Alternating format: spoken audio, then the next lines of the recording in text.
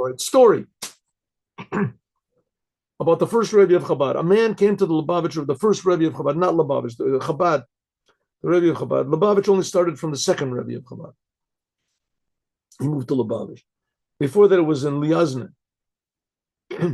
So he went to the first Rebbe of Chabad, and he said that he has this terrible condition, whatever the condition is, a terrible condition. And he went to all the doctors, they couldn't help him. And people told him that the Rebbe is a big miracle worker and that maybe he can help. So the Rebbe said, what's the condition? He told him, he said, okay. He wrote him a prescription. And he said, for sodium nitrate, let's say, I didn't say in the story what it was. And he said, tell the pharmacist that I wrote down the amounts, it should be exact, amounts should be exact. So this man went to the pharmacist all full of hope, and he told the pharmacist, gave the pharmacist the prescription, and the pharmacist said, what is your problem? He said, oh, I have such and such a condition. So he said, who wrote this for you?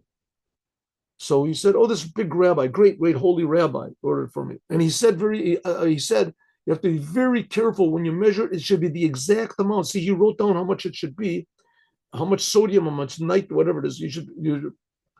So the pharmacist said, oh, yeah, okay, good. He goes in the next room. After he comes back with a little bottle. Here it is. He takes some small amount of money. He said, there it is. So the man goes home happy. He takes the medicine according to the Rebbe's directions. He told him how to take it also, and didn't help at all.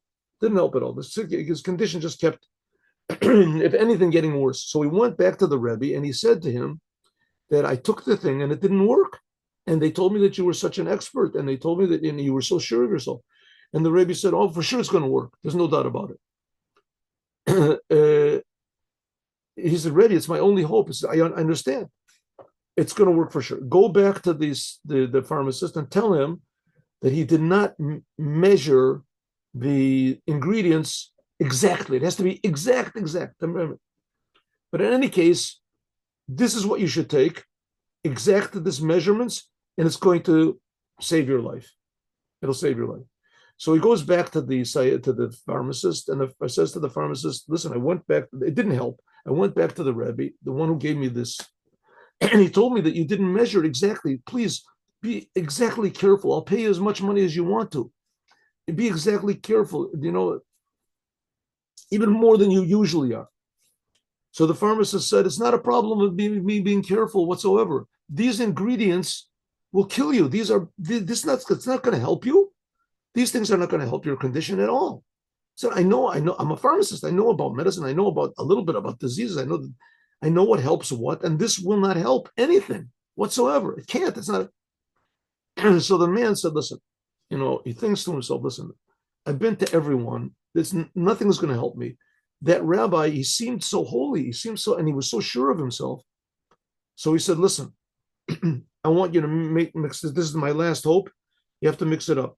You have to give me exactly what it says here, exact measurement. So the pharmacist said, listen, I want you to sign a waiver for me that I am not responsible for this. You can do what you want to with this, medicine, but you can do what you want to with it, but not on my responsibility. I want you to sign this paper. I hereby remove all responsibility from the pharmacist. I told him to make this thing for me, and whatever happens to me is totally on my responsibility and my conscience. And the Rebbe who gave it to me, this is it. So he said, good, leave this piece of paper with me. The responsibility lives in, and he mixes it up exactly in front of him. He does it in front of him. This is silver, this is whatever sodium, whatever this nitrous acid, whatever he puts together, exact measurements, he takes it. The person goes home and it heals him. He gets healed. So he goes back to the pharmacist and he says, it worked. Thank you very much. He said, what? How could it possibly be that it worked? I don't believe it. It worked. I mean, this is against all the everything I've learned in university. I mean, this is wrong. So where is this rabbi? Who is this rabbi? So he went to the Alter Rebbe, and it ends up that this pharmacist was a Jew, and that he heard about this. It was an obvious open miracle. So obviously the question is, he was a Jew, and this brought him back to his Judaism, brought him back to his senses. So the question obviously is, if the Rebbe is such a great holy person, so we could have just given him a blessing. And there's ample stories about Rebbe's just giving blessings and the person getting better. What did he have to do exactly this measurement of the? So one obvious thing is that it showed the pharmacist that even in the physical world that there can be miracles through the physical world. And the other thing it showed that you have to listen to what the Rebbe says exactly, and that when you do, that miracles happen, but they happen through nature, above nature, in nature. And that's the whole purpose of the Jewish people. That's the whole idea of Mashiach. And we need Mashiach now. God bless you. Have a good day. You can see the classes we put up, and have a good Shabbos with everyone. And God willing, we'll meet together on Sunday, 8:15, with the Beit HaMikdash already built and all the Jews already coming here, and Mashiach at our head, and the Rebbe leading us to the Geula Amitis Vashlema now. Shalom Uvracha. Shalom. Man, thank you. Thank you for coming.